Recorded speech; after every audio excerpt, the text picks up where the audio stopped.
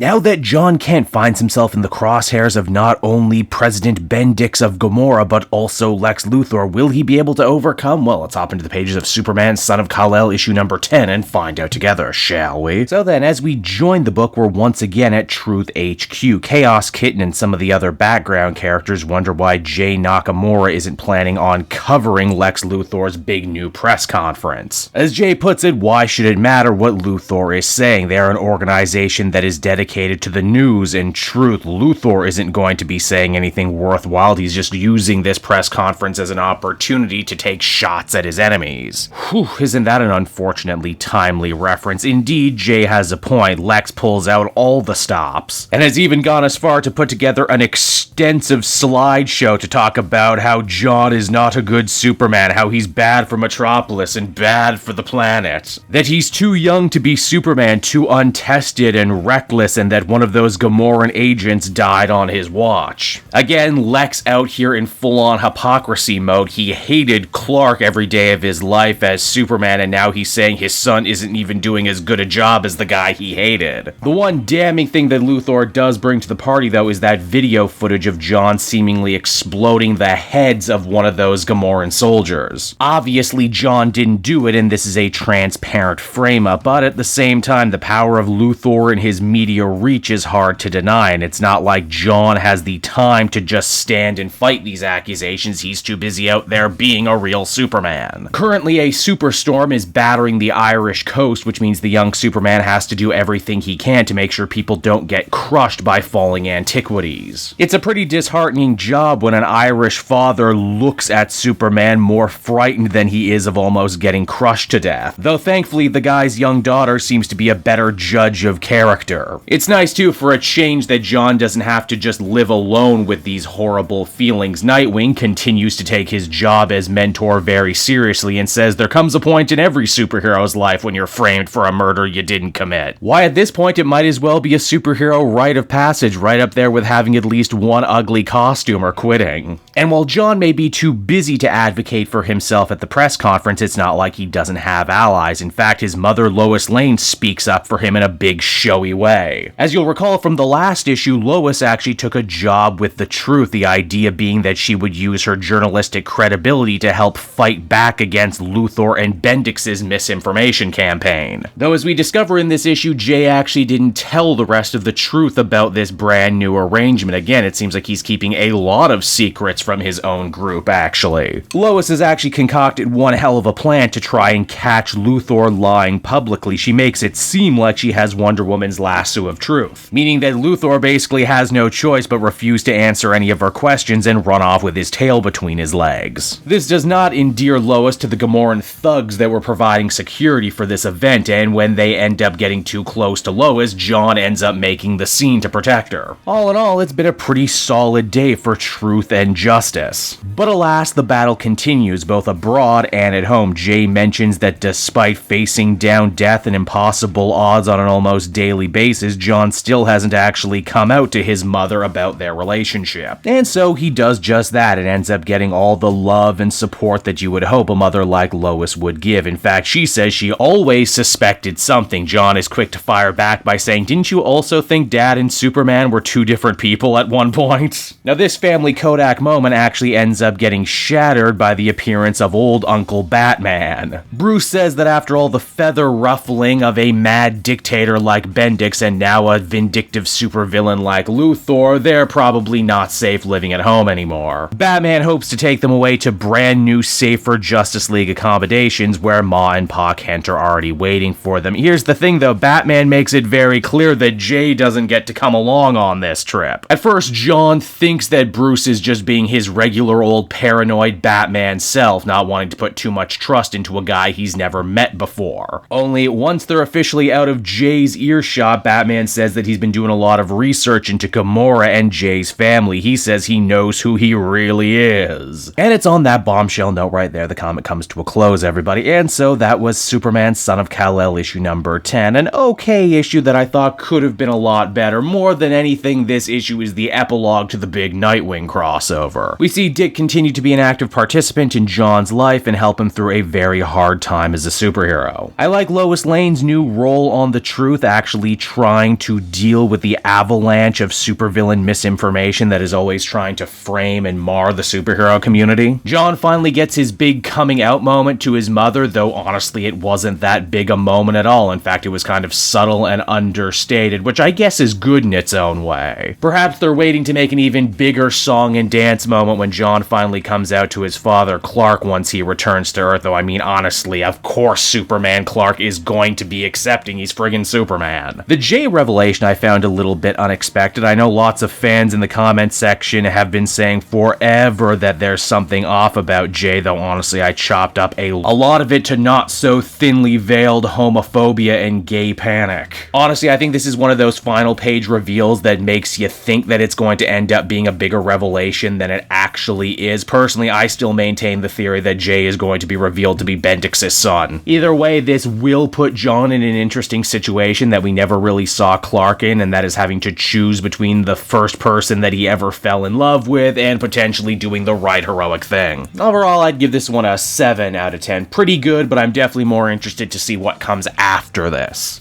Hey there everyone, it's your old pal Cape Joel again, thanking you so much for watching to the end of the video. I hope you enjoyed it, and if you did, why not check out my Amazon link down in the description. Yes, that's right, the Cape Joel channel officially has its own Amazon storefront now. You can pick up a comic or anything else for that matter, and if you did, you'd really be helping me in the channel. So with that out of the way everyone, I will see you again next time. Bye-bye.